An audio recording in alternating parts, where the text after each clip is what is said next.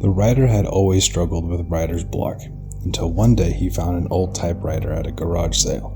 As he began to write, he realized with growing horror that the words he was typing weren't his own.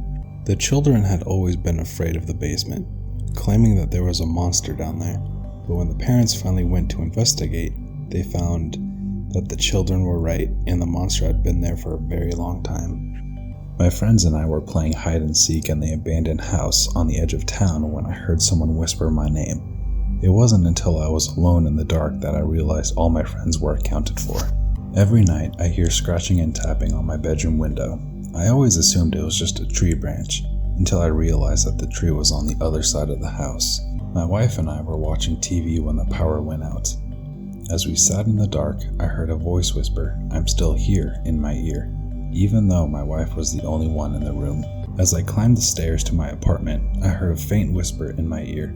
I turned around to see who was behind me, only to find out no one was there.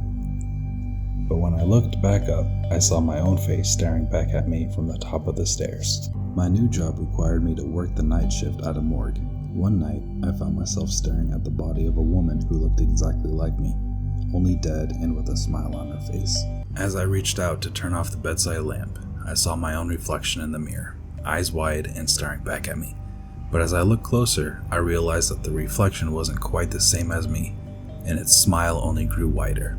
Every night, she woke up to the sound of her baby crying, but when she looked into the crib, she saw a hand reaching out from under the mattress, pulling the baby down.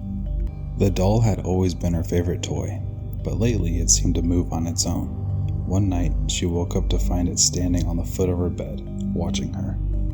She woke up in the middle of the night to see a figure standing at the end of her bed. As she reached over to turn on the lamp, the figure disappeared, but its reflection remained in the mirror. Every night, he could hear scratches and whispers coming from the walls, but it wasn't until he saw a pair of eyes staring back at him from a crack in the ceiling that he realized the truth. The girl had always been afraid of the dark, so her parents gave her a nightlight. But when she woke up one night to find the light off and a figure standing in the corner of her room, she knew it was something much worse than the dark. He woke up in the middle of the night to find himself buried alive. As he struggled to escape, he realized with horror that the coffin was getting smaller and smaller. She woke up to the sound of someone knocking on her front door. But when she opened it, there was no one there, only a package with her name on it and a note that read, "I'm coming for you."